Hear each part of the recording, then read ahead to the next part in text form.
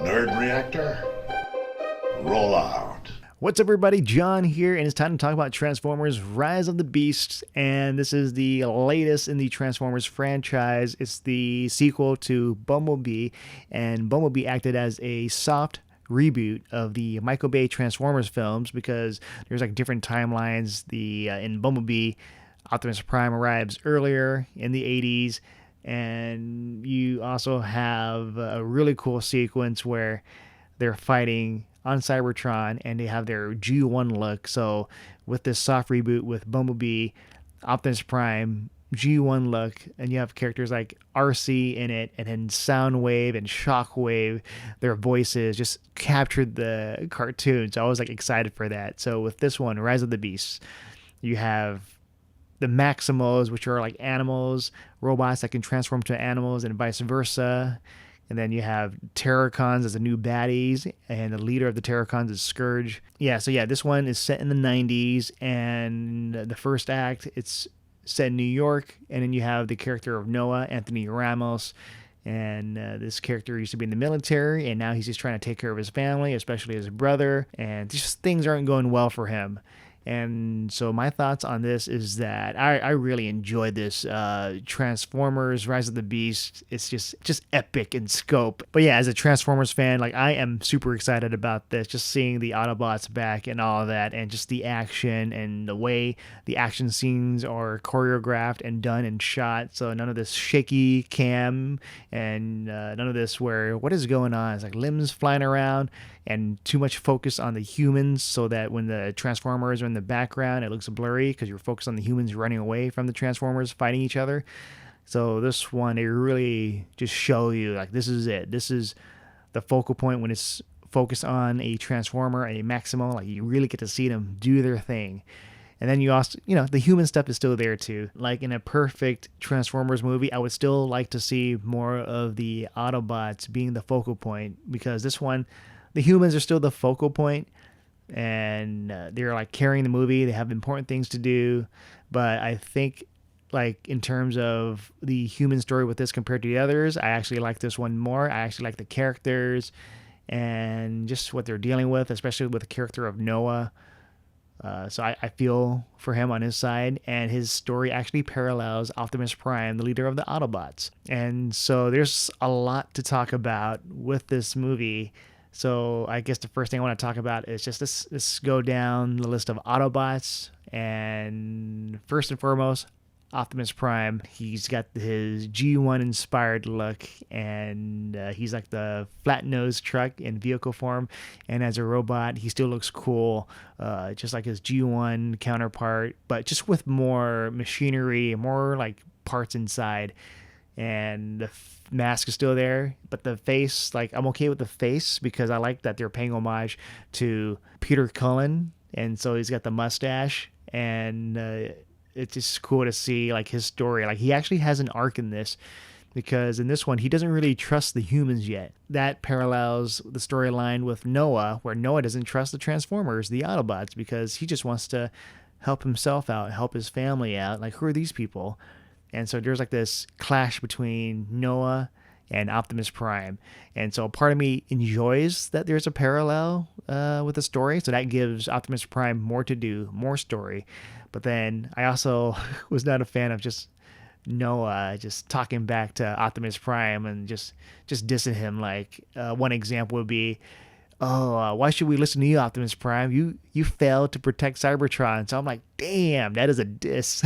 It's true, he failed to protect, but still, he's the leader of the Autobots. Yeah, he does. Optimus Prime does have an arc, and so you watch it, you care more about what he's going through until like the third act, so you're like invested. Like, yes, Optimus. This is like the Optimus we know and love, because the Optimus in the first act is just a dick to humans and just not trusting of them.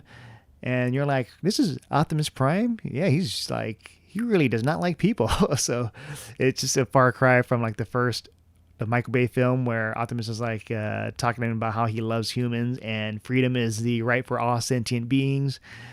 But yeah, moving on to next, we have Bumblebee. Bumblebee's here, and his role has been completely diminished in this one because he had his whole own movie in the Bumblebee movie, but here he's really on the sideline, but he does have his moment to shine. Fans will still get a kick out of like Bumblebee because he's from the movie. It's still taking inspiration from Michael Bay's version of Bumblebee with the look, and also he can't talk, and also he's a Camaro. And Bumblebee is usually like in the films the Transformer, the Autobot that the humans like, and he's like the most prominent Autobot. That is the one that's like just communicating with the humans. He cares about them. He's like contacting them first, with Sam Witwicky. So with this one, instead of Bumblebee, it's Mirage. So it's Mirage's time to shine. And Mirage is voiced by Pete Davidson. And this is probably like my favorite role of Pete Davidson as Mirage. And with this, Mirage is still a fast car because in G1, he is an F1 Formula 1 racing car, but in the movie, he is a Porsche. But there is still a nod to this. There's like a nod to his vehicle form for G1, and so fans will definitely get a kick out of that.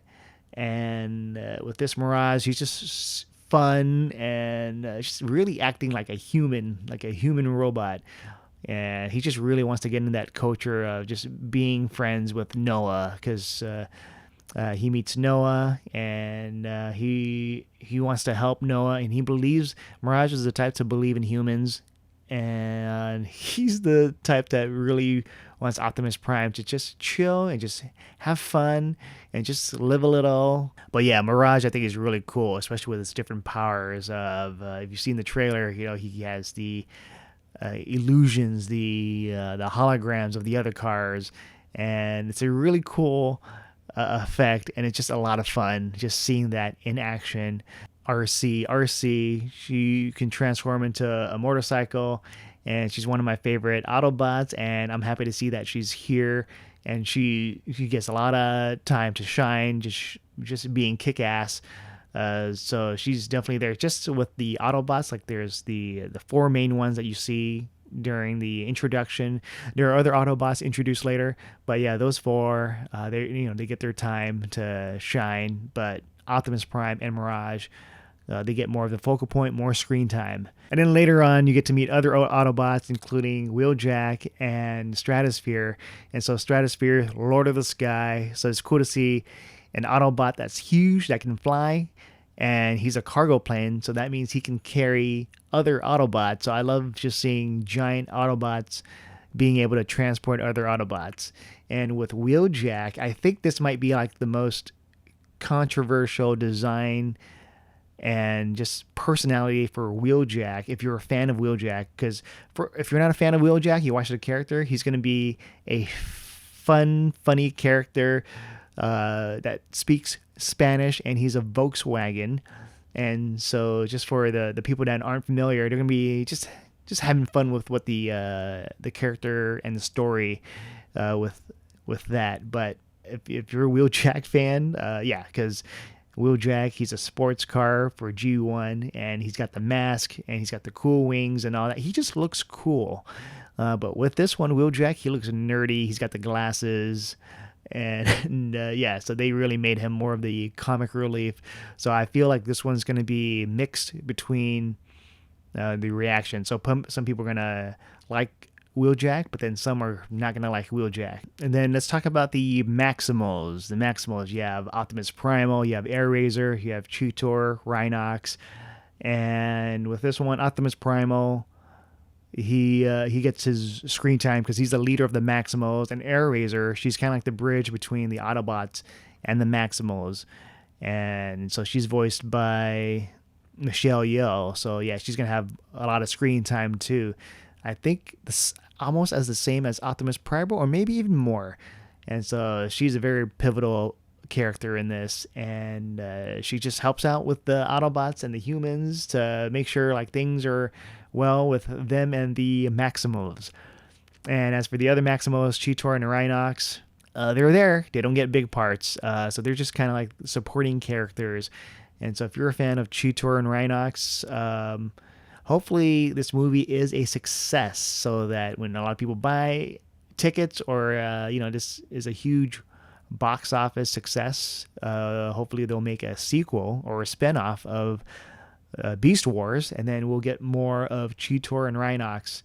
But yeah, so Maximals, as for the action, they get their moment to shine, especially Optimus Primal and Airazor. And the others, they still get to do things. But yeah, this movie's called Transformers Rise of the Beast. So I was hoping for a little bit more with the Maximals.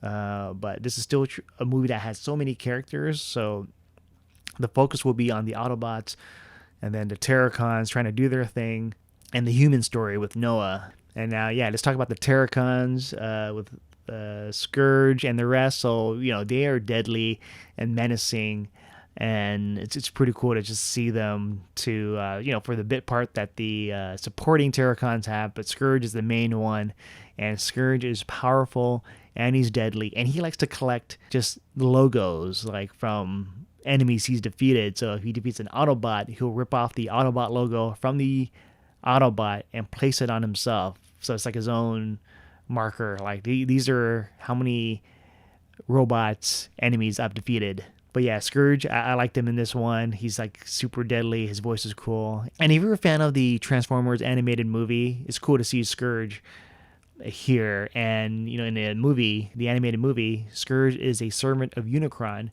and of course this one, Unicron is in this movie, and he is big, larger than life, and this is a lot better than what they were trying to do with the Last Night Transformers, where Unicron was Earth all along. And I'm like, what? This is terrible. So with this one, he's actually a planet-sized robot. And so he has the mouth, and he like eats up. You get to see him eat up planets. But yeah, it's just really cool. Like you can see like the influence with the animated movie in this movie too. So I was like, yes, Unicron. Like I love Unicron. Like I got to show you my Unicron. Yeah, Unicron is cool. So as for I don't want to say too much about Unicron, and because I don't want to do any heavy spoilers. But yeah, I'll just say this, that I love what they did with Unicron in Rise of the Beast so far. And so, yeah, I'm excited. All right, so now let's finally talk about the humans. You have Anthony Ramos as Noah, and Dominique Fishback as Elena. And yeah, so Noah, he's just trying to help out the family, trying to help out his younger brother, and he's just trying to get a job, but nothing's going his way. And he is very, I like his character. I like Anthony Ramos as Noah. I just don't like the bickering that he has with Optimus Prime, because I like Optimus Prime more. So whenever he's arguing with Optimus, I'm like, man, Noah, shut up. Just listen to Optimus Prime. But yeah, no, I enjoy Anthony Ramos and his interaction with Mirage, because this movie's Sam Witwicky and Bumblebee. So they're like the two that will have to work together.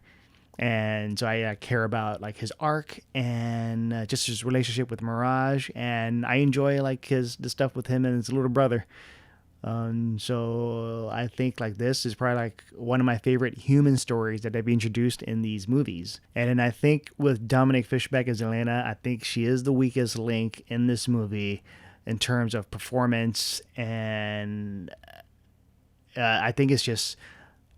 For me, like I would want to see her just give more emotion, just something that really makes her care about why she's there, because it just kind of feels like she's just going on autopilot, because the actual character of Elena, like I don't really buy that she wants to just be here and help save the world with the Autobots, because she's just trying to do her own thing. But then there's like a line that talks about why she's joining the Autobots, but it's just like a line, and I'm like, I guess so. But yeah, Elena is just one of the weaker characters in the whole movie. But they do have Noah and Elena. They have their moments like, oh, these human characters, we got to give them something to do.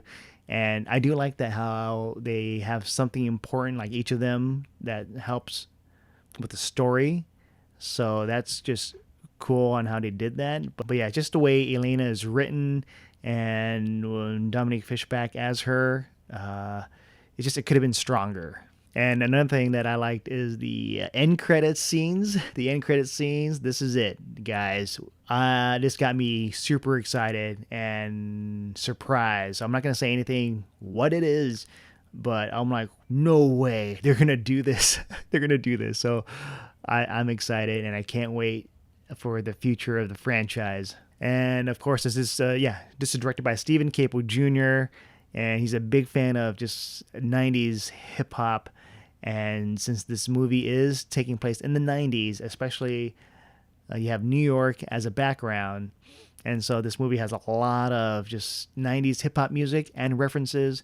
You got music from Tupac, Notorious B.I.G., Diggable Planets, and you also have references to Wu-Tang Clan and also TLC. I got a kick out of all of the songs being used, and I think it's a lot of fun just hearing them on the big screen. The music choice, really, really good. I mentioned before, the things that would have been better is if Noah and Optimus Prime weren't really much of a dick to each other. And Optimus Prime here, he's like a jerk to humans. He doesn't trust them, so he's really a jerk. And then Mirage is more of the one that's like, you know what, we should kind of trust the humans. I trust in them. Let's do this. So it kind of makes Optimus Prime just look more like an incompetent leader, especially when Noah's like calling him out for not being able to protect Cybertron, which is true. So yeah, it's like a kind of like a love-hate relationship with that.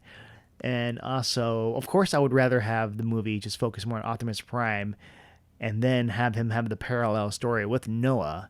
But this is more about Noah being the focal point and then Optimus Prime having the same arc as Noah. So I would like to have it be reversed so that Optimus Prime would get more screen time.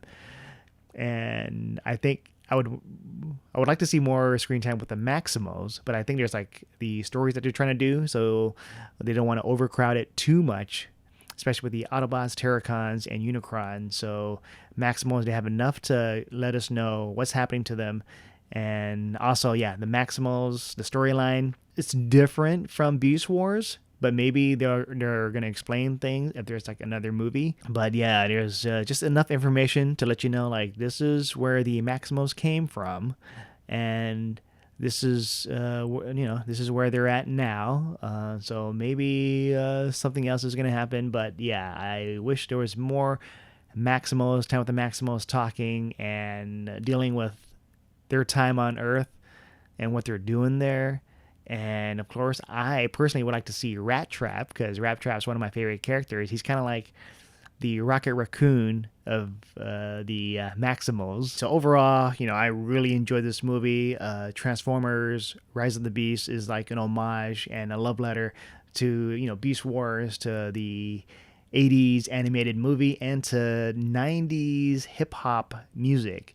And the characters, they're all fun to watch, enjoyable. And the story of just something larger than life with Unicron just melts my Transformers heart. But yeah, just a lot of fun interactions with the humans and with the Autobots, and just seeing the Autobots go up with the Maximals, like the tension, and then also the Terracons, just the fights and just the transforming and just robots transforming, and then you actually get to see it. So no shaky cameras. It's just a lot to like in this movie. So those are my thoughts for Transformers: Rise of the Beast. Let me know what your thoughts are when the movie comes out on the comments below. With that said, I'm John, and I'll see you guys next time.